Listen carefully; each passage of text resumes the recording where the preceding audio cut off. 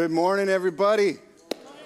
Hey, if we've never met before, my name's Jason. I'm one of the pastors here, and we are starting a brand new series this week that'll carry us through to Easter season, and it's all about breaking free from assumptions. It's entitled, What If? Now, we're going to have a little bit of fun with this before we get started, because all of us, whether we like it or not, are filled with assumptions of some kind. I'm going to prove that to you scientifically. Okay, on the screen, I'm going to have a phrase, and I want you to finish the phrase. Yell out how you would finish the phrase, and then I'll show you, you may be right, but you also may be wrong.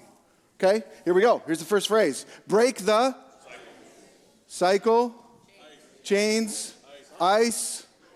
Okay, we're going with mold. Break the mold. Okay, second one. Here we go. We are so connected, we can finish each other's sandwiches.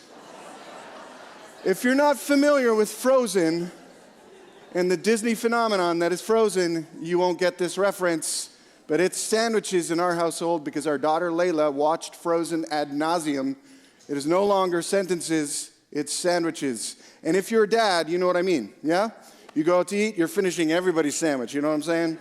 That's your job. Here's the third one. If I had a... Okay, some of you are really Canadian and you got that reference. If I had $1 million, good for you. This is what I'm talking about, okay? We all make assumptions of all kinds in all different ways, shapes, and sizes about people, about projects, about things, about responsibilities, you name it. Some of them can be helpful, but most of them are destructive in nature. So what we want to do is we want to peel back the layers, figure out where our micro biases exist internally, and allow Jesus to transform us in creative ways. That's what the point is of this series, breaking free from the assumptions that hold us back from loving and living like Jesus. And we're gonna tackle some big ones. We're going to be talking about immigration. We're going to be talking about living in end times. We're going to be talking about temporary things, the cost of living, that kind of stuff, transformation, where does it come from, shame and victory. Lots of heavy topics, but we want to encounter Jesus. So if you're willing with me this morning, we're going to start off this series by just asking Jesus to move in us. And so I invite you to take a posture of prayer that I often do in my own life when I'm trying to receive from Jesus or understand what he might be saying to me. Just open up the palms of your hand, place them on your lap, and I'm simply going to pray a simple prayer and allow Jesus to speak in us and through us. Lord Jesus, have mercy on us. We are a broken people, and we don't always see clearly. Would you speak to us gently, yet firmly, so we can understand what it is that you have in mind for us to uncover in these next few moments ahead. Amen. I mentioned it. We're going to talk about immigration. Immigration and Jesus. Immigration and Jesus. There's 4 pieces of immigration, this theme of immigration from the life of Jesus that we're going to look at more intentionally. Why are we going to do that? We're going to uncover an assumption that we have societally at times that we can blame everything on immigration. That is not true. Human nature tells us something entirely different than whether or not immigration is a part of the problem, or the root of the problem, or the entirety of the problem. Here's where we're going to start. Did you know that Jesus himself was an immigrant? Turn with me if you have a Bible. Matthew chapter 2, verses 13 through 15. And if you don't have a Bible, please come see me after the service. We want to gift you one today. And if you have a digital device and would rather follow along in that capacity, please download the YouVersion Bible app on either the Google Play Store or the Apple App Store. Okay, and you can find Sea Road Church. We go there live every Sunday. You can see our notes and our points and all that kind of good stuff, as well as the texts that we will be highlighting today. Matthew chapter 2, verses 13 through 15 say this. After the wise men were gone, an angel of the Lord appeared to Joseph in a dream. Get up, flee to Egypt with the child and his mother. The angel said, stay there until I tell you to return, because Herod is going to search for the child to kill him. That night, Joseph left for Egypt with the child and Mary, his mother, and they stayed there until Herod's death. This fulfilled what the Lord had spoken through the prophet, I called my son out of Egypt. Right at the beginning of Jesus' life, if you're familiar with how he came to be, we celebrate it every Christmas, this miraculous conception where Jesus arrives fully human, fully divine, in infant form. There's a big procession of people that are excited about it. There's some that are really nervous about what this means, Herod being one of them. There's a cluster of wise men or magi or kings that find out about the birth of Jesus, and probably by the time he's age kind of 1.5 to 2, they show up at the place that he was born in Bethlehem. They bring some gifts. It's amazing. And along the way, Herod encounters them, and he says, hey, when you find out where this new king is, come back and tell me, let me know. I'd love to go worship him. He was lying. He wanted to know so he could go and kill this new king and protect the power that he had as regent in the Roman Empire, okay? So, God shows up in a dream to these wise men, to these magi. They actually go home by a different route. They don't go back through Jerusalem. They don't speak to Herod. And then he shows up to Jesus' earthly dad, Joseph, and says, hey, get out of Dodge for a season. I want you to go and flee to Egypt and stay there until I tell you to return. Scholars tell us that for a period of up to 4 years, Jesus lived as an immigrant in Egypt. Now, if you know the story of the nation of Israel in general, you will be familiar that the place of Egypt was a place of both refuge and safety and a place of atrocity for the Israelite community. Back in their history, when there was a famine in the Promised Land, they fled to Egypt because one of their own, somebody named Joseph, was a member of the leadership in that environment and had worked through the divine power of God to pre-plan for famine in the region. So much so that they would sell off their surplus of grains and goods to others that hadn't planned for the famine that was going to be in the region. Joseph's family relocates, supposedly temporarily, but they kind of like make up camp, to Egypt to ride out the rest of the famine.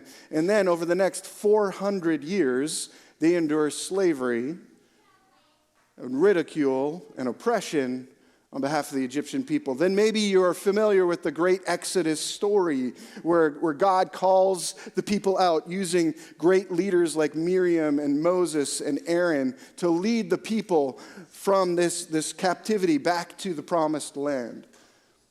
There's a symbolic nature when God sends his own son, Jesus, back to Egypt and then calls him out of Egypt to return to the promised land. But in that period of time where Jesus was just a young lad, he would have experienced life as an outsider. Have you ever been on the outside looking in before? How many of you are actually from Brockville? Okay, now what I mean by from Brockville is different than maybe what some of you are assuming I mean from Brockville. Like I'm from Brockville, but I'm not really from Brockville. Like when I'm saying you're from Brockville, I'm talking like born and raised in Brockville. How many hands are going up? See a few less. How many of you would still say you're from Brockville? Yeah, okay, a few others like, yeah, well, I can claim that.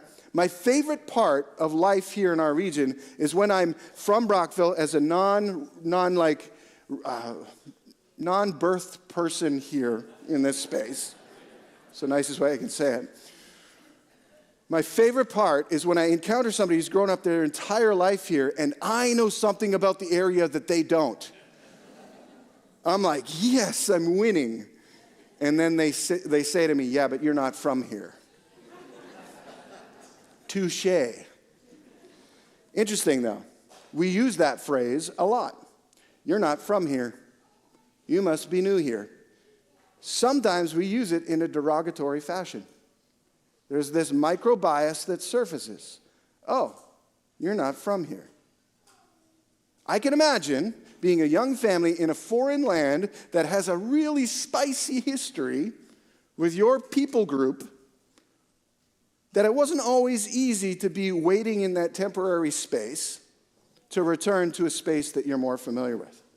In fact, later on, if you read in this same chapter of Matthew, chapter 2, you will discover that when the angel of the Lord returns to Joseph in a dream saying, hey, now it's time to come back, he doesn't go back to the region that he had planned to. He goes a little bit further north to the region of Nazareth because another leader had overtaken Herod's power vacuum. And even then, Joseph was like, I don't trust that guy. Let's go away a little bit further. So when people say stuff like immigration is a political issue, no, immigration's a theological issue. And what I mean by that is like Jesus himself lived through this reality as an immigrant. He knew the pain to the degree that he was able to digest it as a young lad up to 6 years of age. Maybe he looked different than the other Egyptian kids he was playing with. Maybe he wasn't permitted to play with the other Egyptian kids in the environment because he was an outsider and not truly an insider. We can have these micro biases and tensions that show up all over the place. But the way of Jesus is breaking free from those and understanding there's more depth and knowledge and wisdom in his way of life than in any other expression of life moving forward. So Jesus himself, he was an immigrant. He had that immigrant experience. But that's not the end of the story. It continues. In fact, if you wouldn't mind turning with me once again, book of Matthew, the 8th chapter. I'm going to be reading a story from the life of Jesus now in his adult years as he has an interaction with an outsider, an immigrant, if you would, in a really profound way. This is found in Matthew chapter 8, starting in verse 5 all the way through to verse 13. When Jesus returned to Capernaum, a Roman officer came and pleaded with him, Lord, my young servant lies in bed, paralyzed and in terrible pain. Jesus said, I will come and heal him. But the officer said, Lord, I am not worthy to have you come into my home. Just say the word from where you are, and my servant will be healed. I know this because I am under the authority of my superior officers, and I have authority over my soldiers. I only need to say, go, and they go, or come, and they come. And if I say to my slaves, do this, they do it. When Jesus heard this, he was amazed. Turning to those who were following him, he said, I tell you the truth, I haven't seen faith like this in all Israel. And I tell you this, that many Gentiles will come from all over the world, from east and west, and sit down with Abraham, Isaac, and Jacob at the feast in the kingdom of heaven. But many Israelites, those for whom the kingdom was prepared, will be thrown into outer darkness, where there will be weeping and gnashing of teeth. Then Jesus said to the Roman officer, go back home. Because you believed, it has happened. And the young servant was healed that same hour. Okay, miraculous story. Absolutely. Let's unpack it a little bit more together. How do we know that this Roman officer was an outsider? There's two kind of big, massive clues. Number one, how the Roman Empire worked. They were a force that would conquer whomever and wherever they went. It wasn't abnormal for them to go into a space and then conscript all of the individuals that were previously a part of maybe that military regime in that region that they had just defeated into now the Roman Empire and the Roman army. And then they would be dispersed outside of their familiar territory and home into these other spaces so that they would try to keep some integrity intact in the leadership, which is really funny to say that. Some integrity intact in their leadership structures so they wouldn't be subject to bribes and things like that. Like they wouldn't be familiar with the people they were leading, or people wouldn't be like, hey, I just went to preschool with that guy. You know, maybe he's my buddy, that kind of stuff. They would take you out of your familiar territory, send you into another space, and assume positional authority would kind of quell any sort of uprisings. So this individual is not from here. Not from the region, not from Capernaum, the space where Jesus was at the time. He was an outsider. The second big major clue is when he responds to this demonstration of faith by this Roman officer. He says to his followers, I have not seen faith like this in all of Israel. Meaning, in my own tribe, in my own people group, in my own backyard, I haven't seen faith as exhibited by this individual. At this point in time, Jesus was having a hard time convincing Jews that he was the one that they were waiting for. He was Messiah. He was the one that all of Scripture was pointing to. They couldn't see it. They wouldn't see it. For some, it was like just beyond comprehension. It was too far for them to get to that space. Or it would cost them too much to agree with Jesus' claims. It would cost them maybe all the assumptions they had made about the way the world works or the way religion works. What I love about this encounter is not only is there a miracle in this slave is healed on that same hour, Jesus treats this individual as an equal, which would have been super scandalous because he's a Roman officer in charge of suppressing and quelling the nation of Israel, the Jewish people.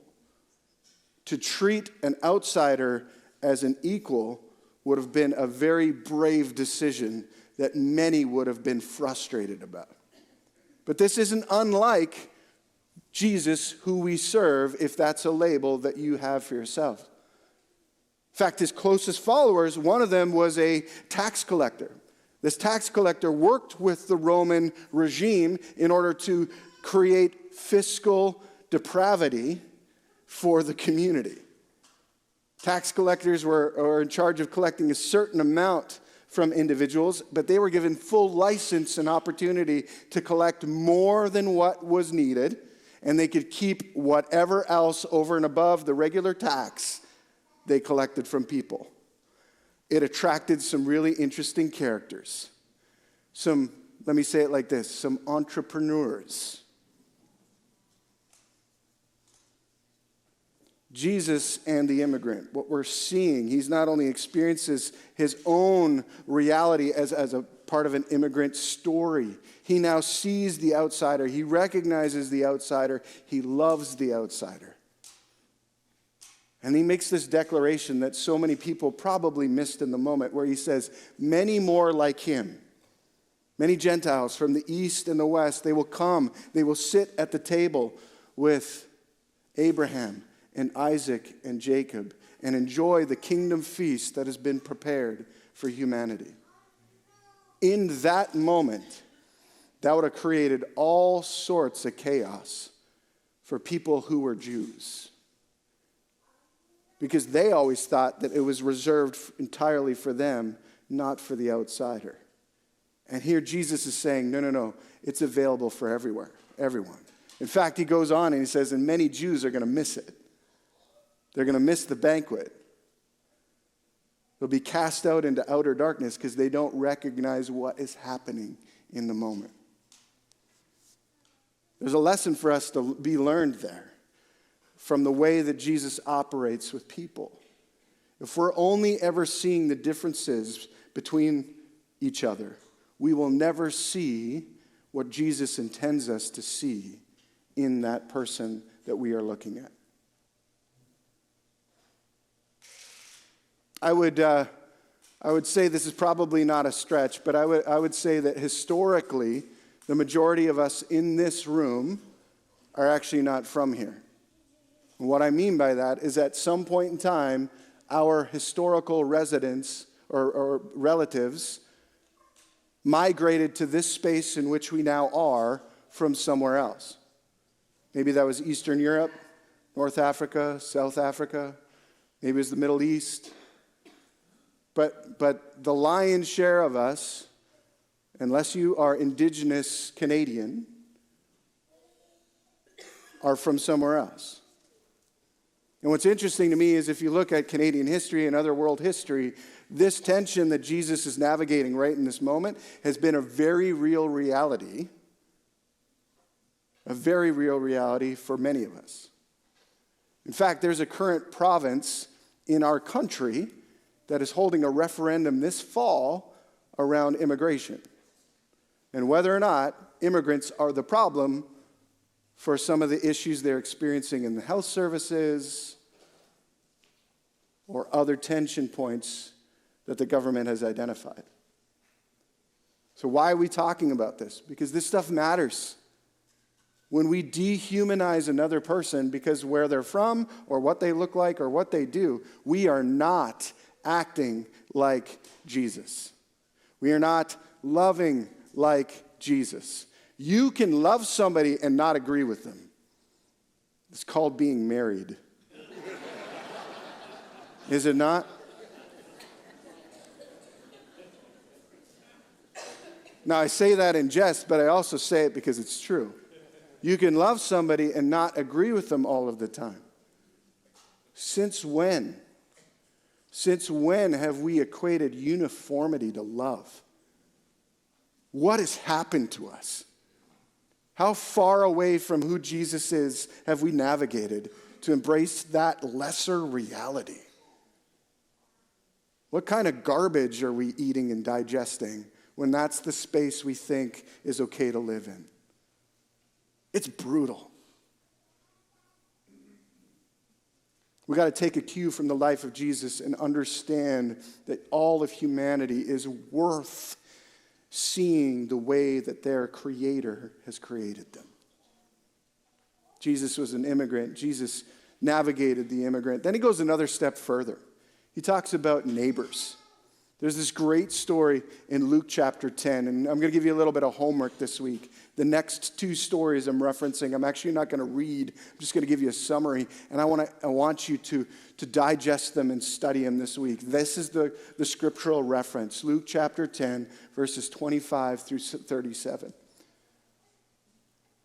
Very often when Jesus was just walking through his day, people would stop and interrupt him for a number of reasons. One, to try and corner him or make him say something silly so that they could accuse him of something and maybe getting him arrested. Two, because they were really curious. They wanted some hope. They wanted some interaction. And three, just because they had nothing else to do that day. This story that Jesus tells is a story of the Good Samaritan. And he speaks it in response to a question that he is asked by an individual who has been very intentional and focused in loving like Jesus, or trying to, by following the laws in place in Jewish culture. He's done everything right. He's done everything right. And Jesus challenges him around loving his neighbor. He asks the question, so who's my neighbor?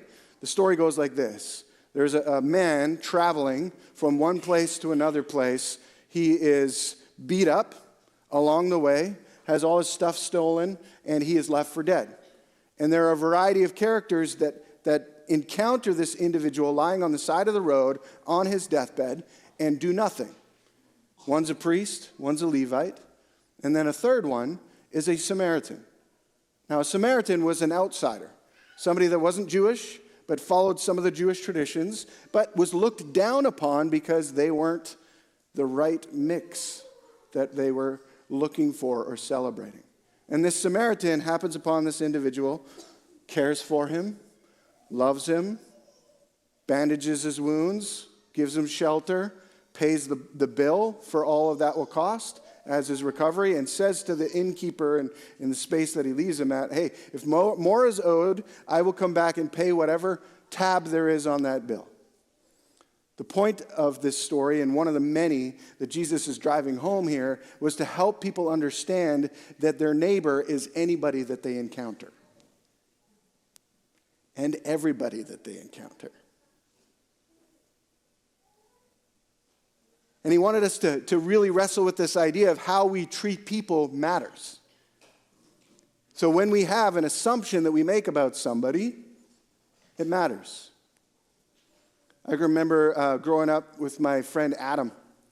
We were in our young adult years. He was starting out in youth ministry. I was in youth ministry. And we ended up on a mission trip experience together, leading teens and adults and all this awesome stuff in a region of California where a lot of illegal immigrants at that time were. And we were just ministering to these people in the community and getting to know them and their culture and loving them, et cetera, et cetera, et cetera. I remember one interaction I had with Adam where he said, you know what, Jason? I had all these assumptions about who you were that prevented me from getting to know you. And I need to tell you, and I need to confess to you, that all of those assumptions were rooted in evil. Now, I had never experienced anything that would suggest Adam had a bitterness or an anger or some sort of target towards me. I'd never encountered any of that. But in that moment, he was like, you know what? I just need you to know that I haven't been seeing you the way that Jesus would see you, and I'm sorry. And then he said, hey, do you want to know all the things that I've been saying about you? It took every ounce of strength in that moment for me to say, no, brother, it's all good. I make assumptions too sometimes. We make assumptions all the time on whether or not people are worthy of being loved. We might walk past somebody downtown Brockville or downtown Ottawa or downtown Toronto if you happen to be there, make a judgment about them, an assumption. We might, in that assumption or that judgment, say internally, quietly to ourselves, where nobody hears us, something along the lines that kind of disqualifies them in our mind from being loved. Jesus challenges those inner assumptions with this story. And to the people that were listening to him talk about it, man, they would have been a little bit disturbed. When Jesus talks about loving your neighbor, he's talking about anybody and everybody you encounter on your daily, moment-to-moment basis. The people you live with. Sometimes it's easy to love them. Sometimes it's really hard to love them. The people you walk with. It's easy to love them. Sometimes it's really hard. The people that you recreate with. Like I'm loving that it's almost spring so I can get out on the river and paddle in a kayak. And those people that boat and don't know how to boat with kayakers on the water, let me tell you, I pray for them really hard. Dear Jesus, would you help them to fill the blank? But it's hard when I'm taking on water and I'm like, yeah, you got a motor. I got this motor, you know?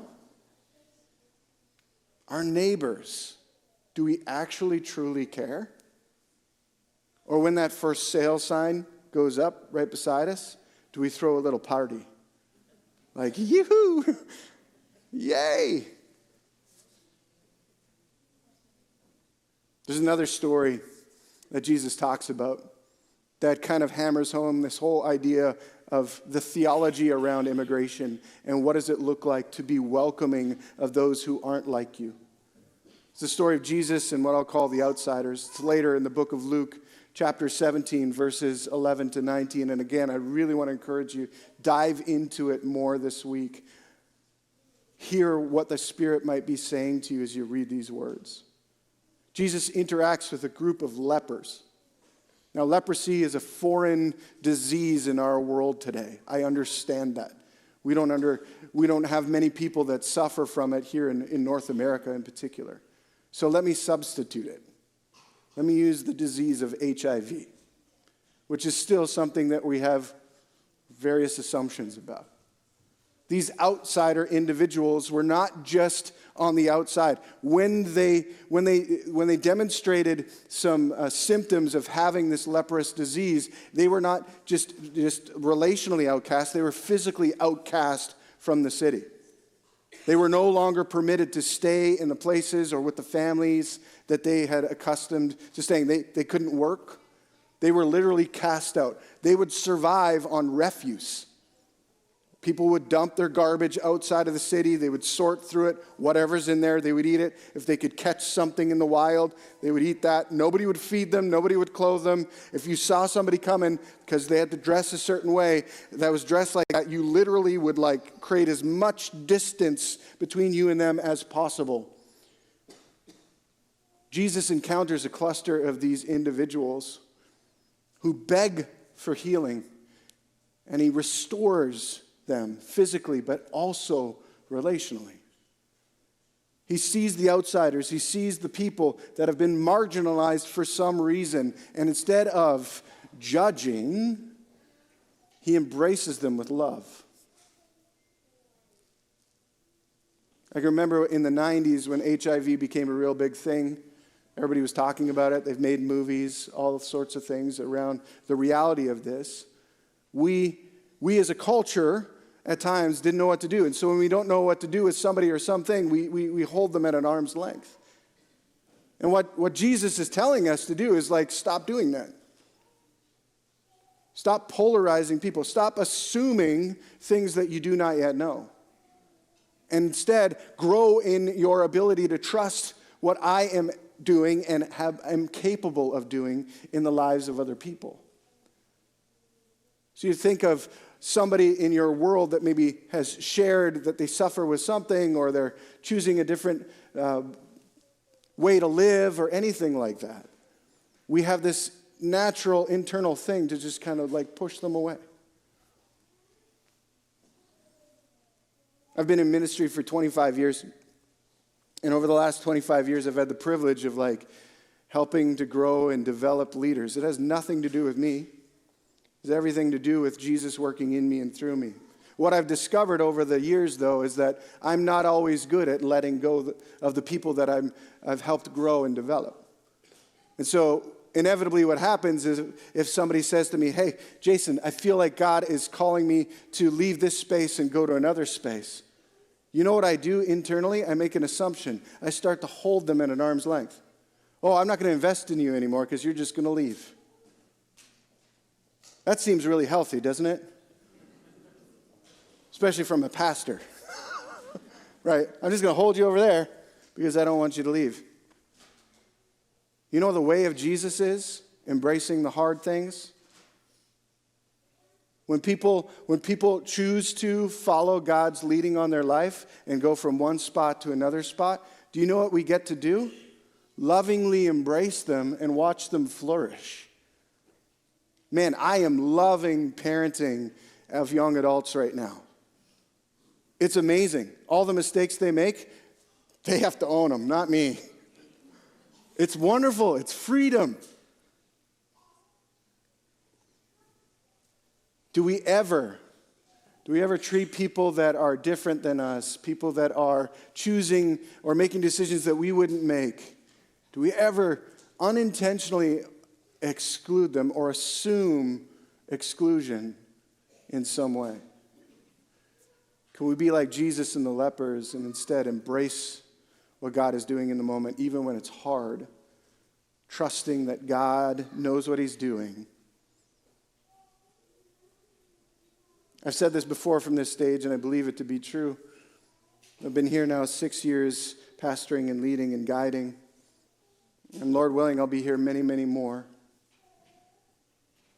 But I know that God is calling and raising up next generation of leaders right in our midst. We've launched some things as a church community.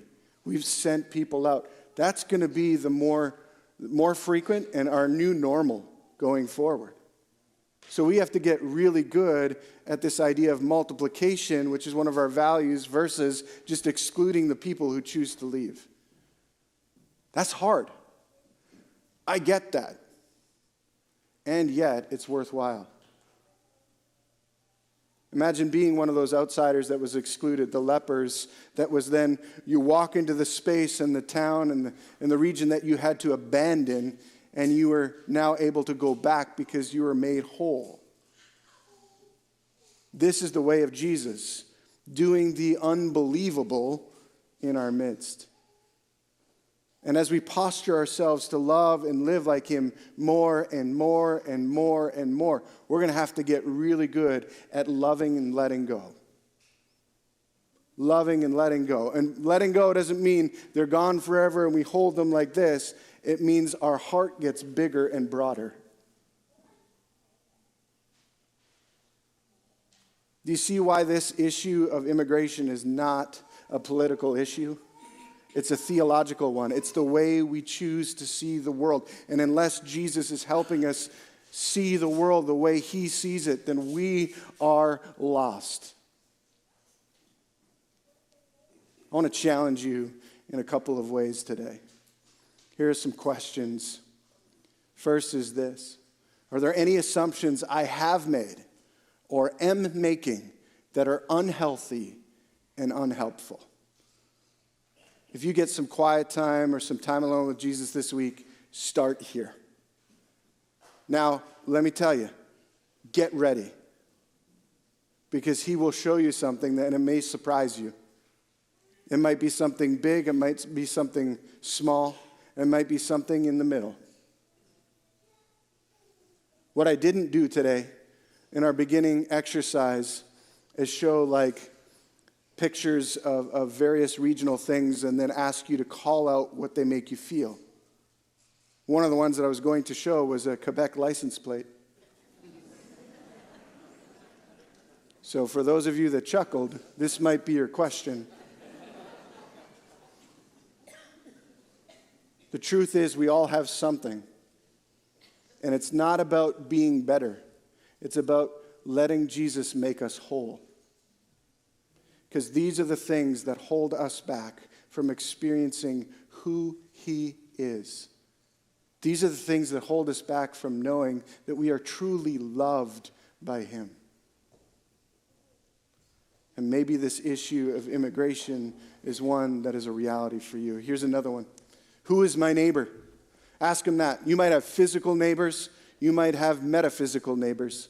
Who is my neighbor? Who are the people you're asking me to pay attention to notice, and to love in the way you would love them, Jesus? Here's the third one. Am I actively or passively excluding anyone based on bias, prejudice, and assumption? When God shows you maybe something that you are wrestling with or needs to be reshaped in his image, then you got to put your money where your mouth is. It's one thing to say, yeah, I love everybody. It's another to actually love everybody. And so you might have to do an internal diagnosis going like, man, is there anybody in my space? You might have to be like my friend Adam, who found the courage and the boldness to say, hey, you know what, Jay? I am not loving you the way that I'm supposed to, and I'm sorry. That was a powerful moment in our relationship. And even though we are not super tight in that we don't live together in the same region, in the same space, when we interact with one another, it's like we were never apart. This is a prayer I've been praying over this last week for myself, and I want to pray it over you in this next moment. It's just simply this: Jesus, break the assumptions in me so I can see, hear, live, and love like you. Help me to live rooted in your hope, your life, your love. Amen. If that resonates with you here today, I'm just going to ask you to stand, and I'm going to pray for you. Let me pray.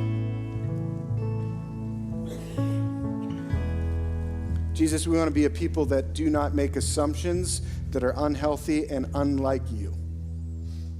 I pray for the people in this space that are having the courage to engage with you internally around this reality.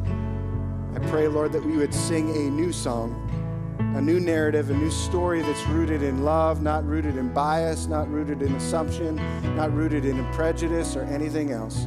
Jesus, that the things that are keeping us awake at night, that maybe are disturbing us in some way, we would be able to offer them up to you freely, trusting that you are going to help us navigate the tensions even when we don't fully understand them. Lord, I ask that you would bless and protect us. You would make your face shine upon us and be gracious to us. You would grant us your favor and your peace as we break free from the assumptions that hold us back from loving and living like you, Jesus. Amen.